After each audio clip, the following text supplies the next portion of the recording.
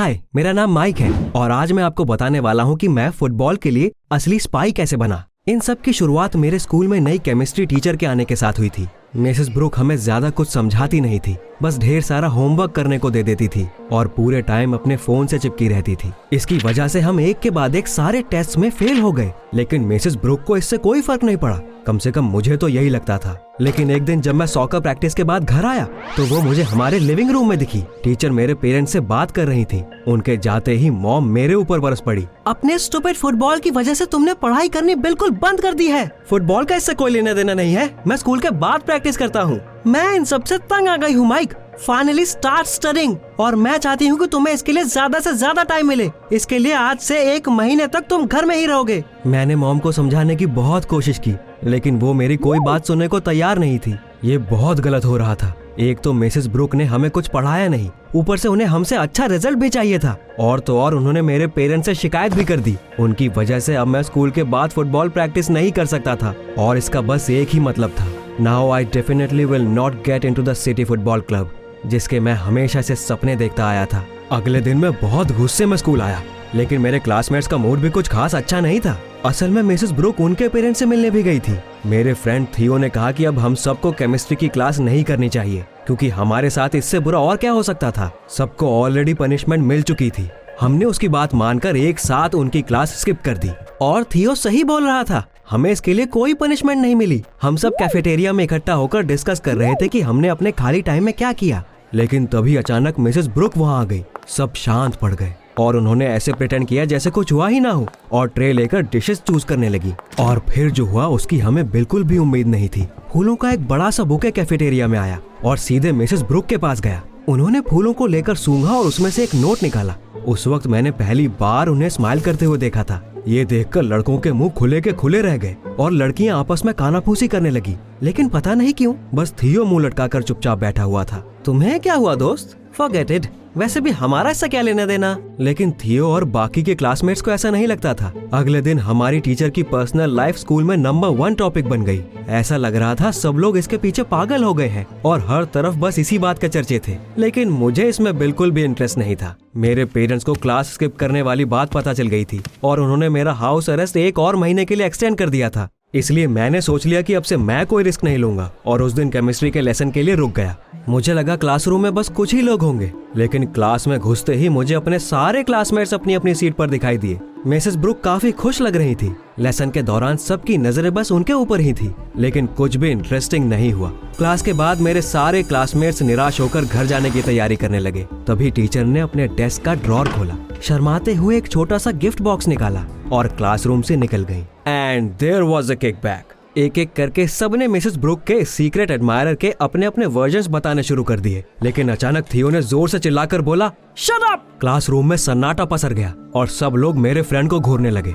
मेरी एक शर्त है, जो भी केमिस्ट्री टीचर के इस फैन के बारे में पता लगाएगा और प्रूफ ला कर देगा, मैं उसे रोनाल्डो के ऑटोग्राफ वाली बॉल दूंगा। इसके लिए तुम्हारे पास 3 दिन का टाइम है। ये सुनते ही मेरा हाथ अपने आप उठ गया। मैं हमेशा से रोनाल्डो को अपना आइडल मानता था और उसका ऑटोग्राफ पाने के लिए मैं प्रेसिडेंट का पीछा करने को भी तैयार था। और वो तो सिर्फ हमारी टीचर थी। मेरी फ्रेंड ग्वेन इन्वेस्टिगेटर बनना चाहती थी, इसलिए उसने मेरी असिस्टेंट बनने के लिए कहा। लेकिन स्कूल से बाहर निकलते ही मुझे उसके साथ डील करने का रिग्रेट होने लगा, क्योंकि ग्वेन लगातार बात कर रही थी और अजीब अजीब आइडियाज दे रही थी।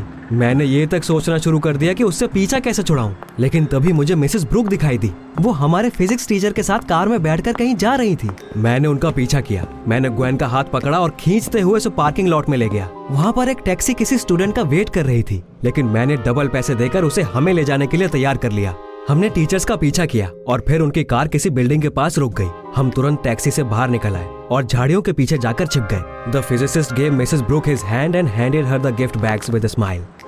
मैंने सोचा नहीं था कि उनका राज इतनी जल्दी बाहर आ जाएगा। अब वो ऑटोग्राफ पाने से मुझे कोई नहीं रोक सकता था। मैंने कैमरा ऑन किया और अपनी सांसें थामकर उन्हें देखने लगा, लेकिन वैसा कुछ नहीं हुआ जैसा मैं सोच रहा था। उस बिल्डिंग में से छोटे छोटे बच्चे दौड़ते हुए बाहर आए और उन्होंने हमारे टीचर्स को गले लगा लिया। मिसेस ब्रुक और मिसेस स्टुअर्ट ने उन्हें वो पैकेजेस दे दिए और वो बच्चे खुशी खुशी उनमें से डॉल्स, रोबोट्स, कंस्ट्रक्टर्स और दूसरे खिलौने निकालने लगे। जब मैंने कैमरा जूम करके एंट्रेंस पर लगा साइन देखा, तब मुझे पता चला कि वो एक ऑर्फनेज था। हमारा मिशन फेल हो गया। ग्वेन और मैंने अगले दिन वापस अपना इन्वेस्टिगेशन कंटिन्यू करने का फैसला किया और अपने अपने घर चले गए। लेकिन नया सस्पेक्ट ढूंढना इतना आसान नहीं था। अगले दिन हमें मिसेस ब्रुक के बारे में कुछ भी अनयूजुअल नहीं लगा और थियो के लिए हमारे पास कुछ भी नहीं था। स्कूल के बाद मैं घर जाने वाला था, लेकिन तभी ग्वेन भागते हुए मेरे पास आई। वो रो रही थी। माइक हेल्प मी, पता नहीं मेरे बालों में गम कैसे चिपक गया। ग्वेन मुझे खींचती हुई लेडीज रूम में ले गई, लेकिन क्लासेस के बाद भी वहाँ जाने में मुझे थोड़ा अजीब लग रहा था, इसलिए मैं उसे मेंस रूम में ले आया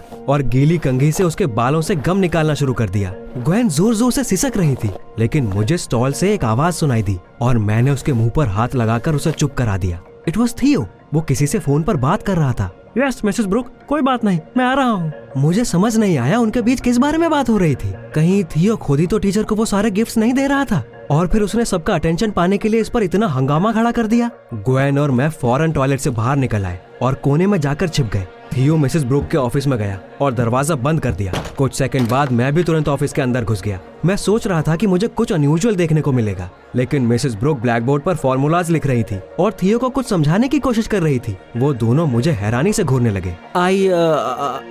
I lost my earpiece here. मैंने जमीन से कुछ उठाने का नाटक किया और ऑफिस के बाहर थियो का वेट करने लगा। ग्वेन पहले ही कहीं चली गई थी। जैसे ही मेरा फ्रेंड बाहर आया, मैंने उसे एक्सप्लेनेशन मांगा। तुम मेरे ऊपर क्यों चढ़ रहे हो? मैं बस मेडिकल स्कूल जाने की प्लानिंग कर रहा हूँ, इसलिए मैंने मिसेस ब्रुक को मुझे एक डिफिकल्ट टॉपिक समझाने के लिए कहा था। मुझसे वापस गड़बड़ हो गई थी। There was less and less time to find the boyfriend, as well as chances to get the ball. अगले दिन मैंने अपनी पार्टनर के साथ स्ट्रेटेजी डिस्कस करने का सोचा। आधा दिन बीतने के बावजूद वो मुझे कहीं नहीं मिली। ग्वेन मेरे मैसेजेस का रिप्लाई भी नहीं कर रही थी। क्लास के दौरान मैंने बाहर हॉल में आकर उसे कॉल किया, लेकिन तभी मुझे मिसेस ब्रुक और मिस्टर स्टुअर्ट की आवाजें सुनाई पड़ी। वो वहाँ पास खड़े होकर ग्वेन के बारे में बात कर रहे थे। मिस्टर स्टुअर्ट, आज उसे क्लास मिस करने के लिए मत डांटिए। The girl really has a good reason. Mrs Brook Gwen को क्यों बचा रही थी?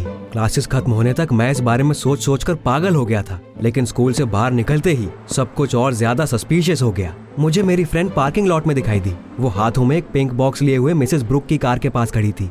जैसे ही टीचर वहाँ आई, ग्वेन ने वो बॉक्स उन्हें पकड़ा दिया और गले लगा लिया। मैं गुस्से से आग बबूला हो गया। वो कितनी चालू थी।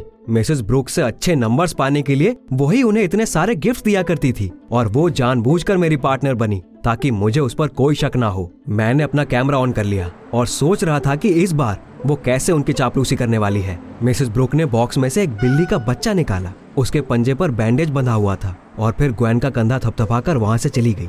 मैं तुरंत अपनी क्लासमेट के पास पहुँच गया। तुम पूरे दिन कहाँ थी और वो बिल्ली का बच्चा कहाँ से आया? Oh Mike, it is such a poor thing. सुबह मैंने उसे स्कूल के पास देखा था। उसे पंजे पर एक बड़ा सा घाव हुआ था और वो दर्द से रो रहा था।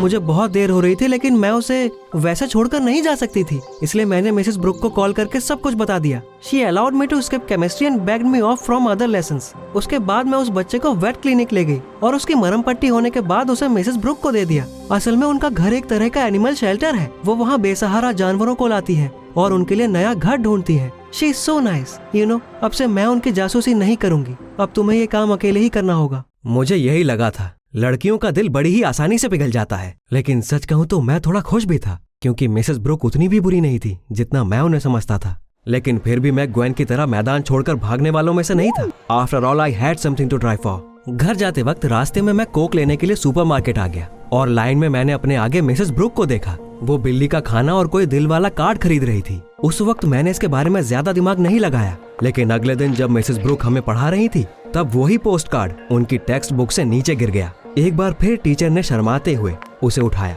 और अपनी डेस्क में छिपा दिया। उसी वक्त मुझे सब समझ आ गया और क्लास खत्म होने के बाद मैंने थियो से कहा, ड्यूड, ये सुनकर तुम्हें बहुत बड़ा झटका लगने वाला है। मुझे पता है मिसेस ब्रुक को वो सारे गिफ्ट्स कौन देता है। कम ऑन, जल्दी बताओ। Guess what? वो खुद। लेकिन मेरे पास इसका कोई प्रूफ नहीं है। मेरी बात सुनकर थियो ने ऐसा मुंह बनाया कि मुझे समझ आ गया कि अब मुझे वो बॉल नहीं मिलने वाली। लेकिन अचानक उसने कहा, मैं अपनी आंखों से देखने के बाद ही तुम्हारा यकीन करूंगा। मुझे 100% श्योर होना है कि उनकी लाइफ में कोई नहीं है। असल में बात यह है कि मिसेस ब्रुक मेरे फुटबॉल कोच की वाइफ है। He is like a father to me और मैं नहीं चाहता कि कोई उन्हें धोखा दे। मुझे ऐसे ट्विस्ट की बिल्कुल भी उम्मीद नहीं थी, तो इसलिए थियो ने ये बैट शुरू की थी और इतना कीमती ऑटोग्राफ भी सेक्रीफाइस करने को तैयार था। मैंने उससे कहा कि मेरी बात साबित करने का एक ही तरीका है, हमें स्कूल के बाद टीचर का पीछा करना होगा। इसलिए हमने वैसा ही किया। वो एक टॉय स्टोर में गई और वहाँ से एक टेडी बियर के साथ बाहर निकली। मैंने मन ही मन खुश होकर थियो की तरफ देखा, लेकिन वो वहाँ था ही नहीं। उसने मिसेस ब्रुक के पास जाकर पूछा, वी नो एवरीथिंग, आप पूरे स्कूल को धोखा देने के लिए अपने लिए गिफ्ट्स क्यों खरीद रही हैं? मैंने पहले ही इमेजिन कर लिया था कि ऐसी हरकत के लिए अब थियो को बहुत डांट पड़ने वाली है, इसलिए मैं तुरंत उसकी मदद के लिए वहाँ गया। लेकिन मिसेस ब्रुक बिल्कुल भी गुस्से में नहीं लग रही थी, बल्कि कंफ्यूज लग रही थी। मुझे उनके लिए दुख हो रहा था। उन्होंने अपने आंसू रोकने की कोशिश करते हुए बताना शुरू किया। Recently my husband and I often quarreled over all sorts of trifles. उस वक्त मैं एक इवनिंग स्कूल में पढ़ाती थी और फिर मैंने अपनी जॉब बदलने का फैसला कर लिया ताकि मैं ज्यादा टाइम घर पर रह सकूं। इस तरह मैं तुम्हारे स्कूल आ गई, लेकिन चीजें सही होने का नाम ही नहीं ले रही थी। मैं बहुत परेशान रहती थी और तुम्हें ठीक से पढ़ा नहीं पाती थी। ऑफ कोर्स इसकी वजह से तुम्हारी पढ़ाई पर बुरा असर पड़ा। जब पूरी क्लास टेस्ट में फेल हो गई तो डायरेक्टर ने मुझे अपने ऑफिस में बुलाकर बहुत डांटा और नौकरी से निकालने की धमकी दी। मुझे समझ नहीं आ रहा था कि ये सब कैसे ठीक करूं, इसलिए मैं तुम्हारे पेरेंट्स के पास गई ताकि वो तुम्हें पढ़ने पर मजबूर करें। लेकिन उसके बाद तुम लोगों ने क्लास आना ही बंद कर दिया। Then I figured out how to attract both your attention and my husband. मैंने अपने लिए गिफ्ट्स खरीदने शुरू कर दिए। मेरी ये ट्रिक काम कर गई। तुम लोगों ने मेरे एडमायरर का पता लगाने के लिए मेरी क्लास अटेंड करनी शुरू कर दी। मुझे पता था थियो कि तुम मेरे हस्बैंड की टीम में हो और मैं बस यही इंतजार कर रही थी कि तुम कब उन्हें सब कुछ बताने की हिम्मत जुटा पाओगे, जिससे वो जेलस हो जाते और शायद हमारा रिलेशनशिप बच जाता। थियो और मैंने एक दूसरे को देखा। टीचर के इस अनएक्सपेक्टेड कन्फेशन ने हम दोनों को उलझन में डाल दिया था। थियो ने पहले होश संभालते हुए कहा, मुझे सारी सच्चाई बताने के लिए thanks. I am sure things will get better between you and Mr Brooke soon. Mrs Brooke के जाने के बाद थियो और मैंने बहुत देर तक उनकी स्टोरी पर बात की। मैंने अपने फ्रेंड को वो सारी चीजें बताई जो इतने दिनों में मैंने देखी थी, कि कैसे टीचर ने बच्चों को खुश किया था और कैसे वो बीमार बेसहारा बिल्ली के बच्चे को अपने साथ ले गई थी। हमने फैसला कर लिया कि उनके और उनके हस्बैंड के बीच सब कुछ ठीक करके रहेंगे और इसमें हमने ग्वेन की हेल्प मांगी। उसने कहा कि इसका सबसे आसान और तेज तरीका यही है कि हम कोच को उन सारी चीजों के बारे में बता दें जो उनकी वाइफ ने उनका रिश्ता बचाने के लिए किया है। उसके बाद हमने मिस्टर ब्रुक को सब कुछ बता दिया, लेकिन उन्हें इस बात का अंदाजा ही नहीं था कि उनके बीच सिचुएशन इतनी खराब हो गई है और हमारी न्यूज सुनकर वो बहुत परेशान हो गए। But we offer to fix everything और उन्होंने वही किया जो हमने उन्हें करने को कहा था। अगले दिन मिस्टर ब्रुक की टीम का एक इम्पोर्टेंट मैच था और उन्होंने वहाँ पर अपनी वाइफ को इन्वाइट किया। थियो फील्ड में खेलने चला गया और ग्वेन, मिसेस ब्रुक और मैं ऑडियंस में जाकर बैठ गए। वो गेम बहुत एक्साइटिंग था। जैसे ही थियो ने विनिंग गोल मारा, हम अपनी सीट से उछलकर खड़े हो गए और जोर जोर से चिल्लाने लगे। लेकिन तभी स्पीकर फोन पर किसी की आवाज सुनाई पड़ी, जिससे फैंस का ध्यान उसकी तरफ चला गया। It was Mr Brooke. उन्होंने वो जीत हमारी टीचर को डेडिकेट की और हनीमून पर चलने के लिए इनवाइट किया, जहां वो कई साल पहले नहीं जा पाए थे। मिसेस ब्रुक की आंखों में खुशी के आंसू छलक पड़े और उनके साथ साथ हमारी सेंसिटिव ग्वेन भी रो पड़ी। जल्दी ही मिस्टर और मिसेस ब्रुक वेकेशन पर चले गए और उसके बाद जब टीचर वापस आई तो पूरी तरह बदल चुकी थी। उन्होंने बहुत इंटरेस्टिंग क्लासेस लेनी शुरू कर दी और यहाँ तक कि डायरेक्टर को हमारे टेस्ट दोबारा लेने के लिए भी मना लिया। उन्हें अभी भी गिफ्ट्स मिलते थे, लेकिन अब वो गिफ्ट्स उनके हस्बैंड की तरफ से होते थे। लेकिन आपको पता है इस कहानी की सबसे अच्छी बात क्या है? Mrs Brooke asked the coach to see what I could do on the field. वो मेरे गेम से सेटिस्फाइड थे और उन्होंने मुझे फुटबॉल क्लब में ले लिया। अब थियो और मैं एक ही टीम में खेलते हैं। उसने फिर भी मुझे वो ऑटोग्राफ्ड बॉल दे दी और अब मैं अपने सारे गेस्ट्स के सामने उसे शो ऑफ करता हूँ। इस तरह अपनी जासूसी की वजह से मैं फुटबॉल प्लेयर बन गया। क्या आपको भी कभी किसी का पीछा करना पड़ा है? हमें कमेंट्स में बताएं।